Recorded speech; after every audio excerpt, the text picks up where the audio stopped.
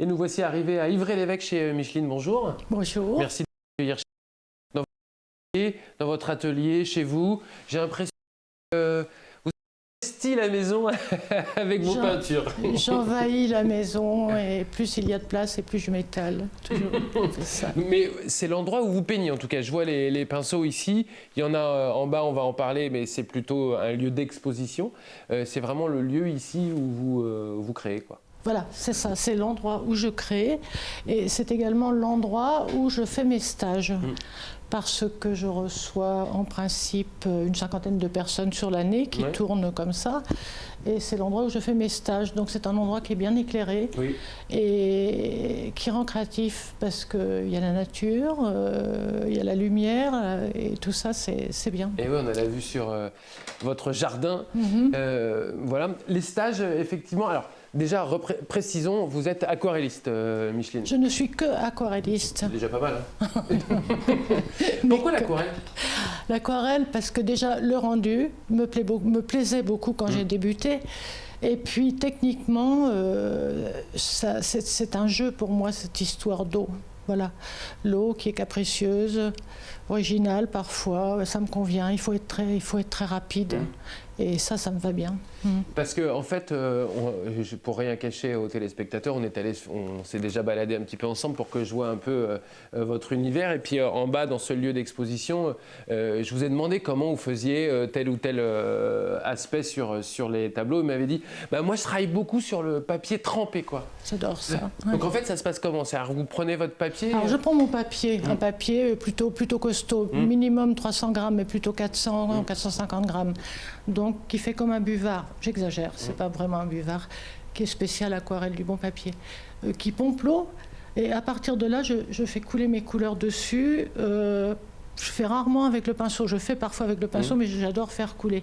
Donc il y a un mariage des couleurs, une union qui se fait, qui est absolument splendide, surtout quand c'est mouillé, ça brille, c'est vraiment génial, quoi.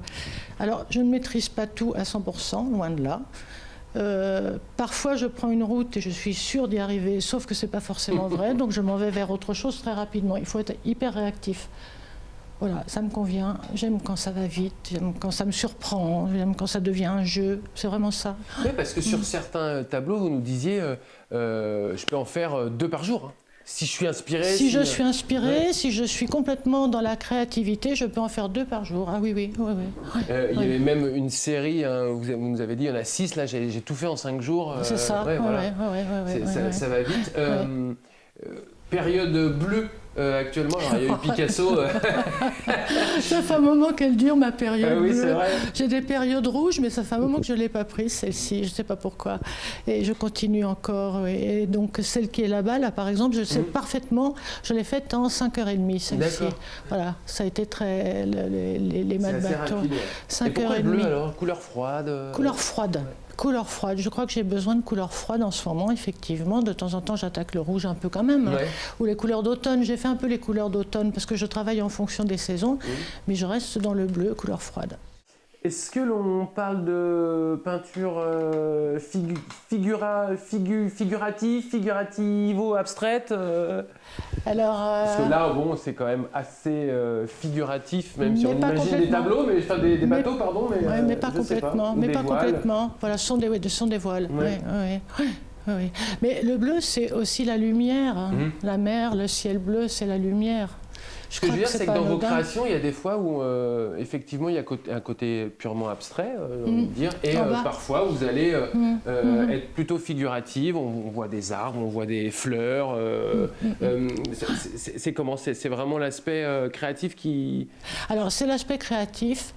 Ça dépend de mon état d'esprit, quoi. C'est évident. Hein, je vais être, par exemple, ça, là, en ce moment, ça me va bien. C'est bleu, c'est printemps qui arrive. Voilà, ça me va bien en ce moment. J'ai peu mis les couleurs d'automne cette année, je me rends compte de ça. J'ai très peu mis cette année les couleurs d'automne. Mais forcément, le Covid y est pour quelque chose. Comment vous êtes arrivé à l'aquarelle? Alors, j'ai toujours fait beaucoup de choses de déco. J'ai travaillé le cuir, j'ai passé vers 40 ans, j'ai passé mon CAP d'art floral, etc., etc. Puis un jour, j'ai eu un incident de parcours qui m'a un petit peu immobilisée au niveau du geste. Et je me suis dit qu'il fallait que je me mette à peindre, mais j'avais peur du regard des autres. C'était quelque chose, le regard des autres, c'était pas rien. Hein. Et donc, j'ai pris des cours. J'habitais Cholet il y a une trentaine d'années. J'ai pris des cours d'aquarelle. Et puis j'en ai fait.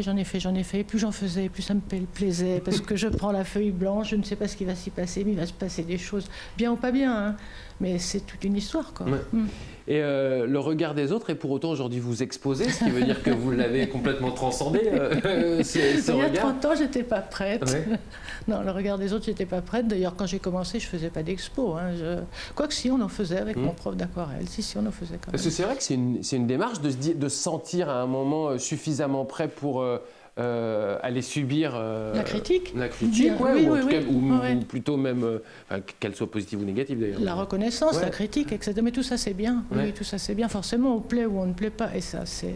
Mais maintenant, je peux. Comment vous savez, vous, Micheline, qu'une peinture elle est finie et qu'elle est prête à exposer? Justement, c'est un problème. Vous voyez, celle-ci, je ne suis pas sûre qu'elle soit finie. Je crois qu'elle est finie. Mais à l'aquarelle, si je continue, si je décide de faire, je sais pas, un arbre par exemple par-dessus, et que c'est pas bien, ça y est, c'est fini, c'est fichu. Voilà. Je pourrais la couper en petits morceaux pour faire des cartes postales. Après, c'est tout, ça s'arrête là. Et des tableaux, vous en avez beaucoup à exposer. Il y en a beaucoup aussi en bas. Comment on les sélectionne, ces tableaux, lors d'une exposition? Parce que vous êtes contingenté, on ne vous dit pas, Micheline, vas-y, amène tes 300 tableaux. Et puis voilà, comment vous choisissez, comment vous faites?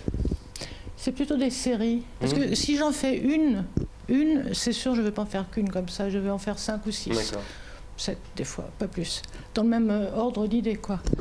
Et donc, je mets plutôt les dernières qui sont créées. Pas toujours, ça dépend.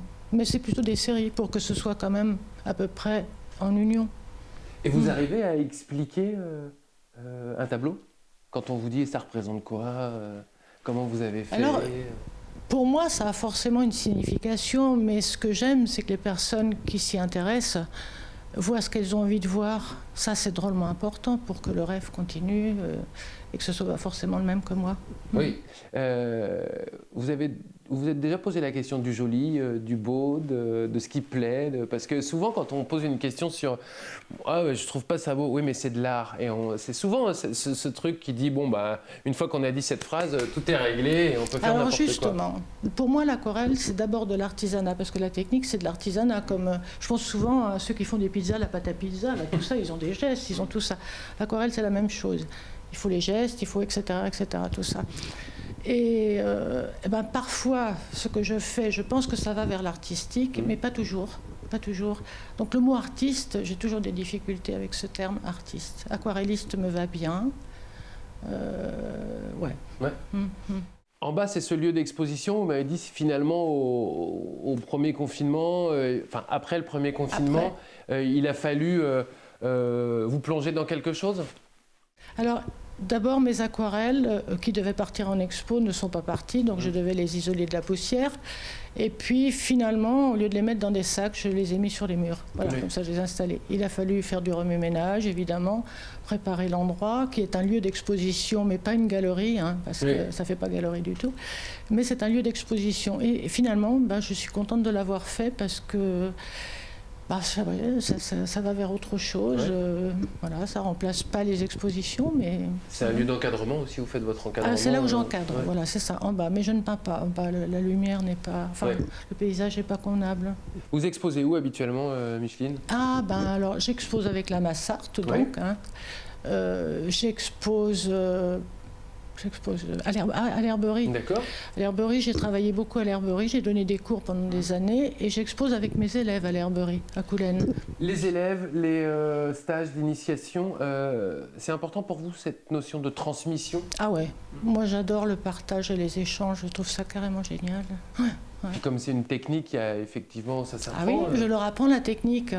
Et après, le but, c'est qu'elles ne me copient pas ou qu'ils ne me copient pas. Et que chacun garde sa personnalité. Et ça fonctionne, ça va bien. Sur une année comme celle-ci, vous avez est-ce que vous avez eu une créativité en berne un peu ou, oui. En ce moment. En ce moment, j'en fais plus qu'une par jour. Non mais oui, ça vous a un Franchement, peu, comme tout le monde, une déjà, chape de plomb. un Premier peu, confinement, j'ai repeint des chaises, des tables, etc., des choses dans le jardin, mais je ne pouvais pas peindre, c'était pas possible. Pour quelle raison? Plus de créativité du tout. Du tout, mais pas le moral plombé non plus, mais simplement plus de créativité, c'est-à-dire que j'aurais pu faire des copies, bon d'accord, mais c'est tout, ça s'arrêtait là. Et là, c'est un petit peu la même chose, je pourrais faire des copies, mais ça va être froid, quoi, ça va... Mais bon, je redémarre depuis 3 ou 4 jours, là, ça va un petit peu mieux. Ouais, c'est une histoire de printemps, là, je crois que ça m'a fait du bien d'entendre les oiseaux chanter. Vos influences, vous, Micheline, quelles sont-elles? Est-ce qu'il y en a déjà? Alors, vous avez des peintres ou des... Est-ce que j'aime bien Turner, j'aime bien ses aquarelles, j'aime bien, tiens, je sais plus son prénom, voilà. Non, je me souviens plus. Qui peint actuellement. Non, je peux plus vous le dire. Voilà, tant pis, je suis désolée. C'est pas grave. Mais oui, vous êtes aussi intéressé par les autres peintres. Oui. Marilyn Monteco, ça y est, j'ai retrouvé. Voilà, Marilyn Monteco qui expose toujours. Et j'adore sa peinture. J'adore sa peinture. Ah, oui. La suite, là, pour vous, la créativité revient, vous avez dit. Donc, vous attendez impatiemment que les expositions réouvrent? Bah oui, parce que c'est sympa, les expos, on retrouve les copains, copines, et puis on peut voir d'autres choses autrement, donc c'est bien. On était avec... Marie-Christine de Vérifusion, vous avez partagé un atelier ensemble. C'est important aussi de mêler on va dire des savoir-faire différents. Le verre d'un côté et la peinture de l'autre, on pourrait imaginer que 2 peintres, oui, mais pas forcément. Mais c'est pas complètement anodin, parce que le verre, c'est la transparence, et l'aquarelle, on joue la transparence aussi.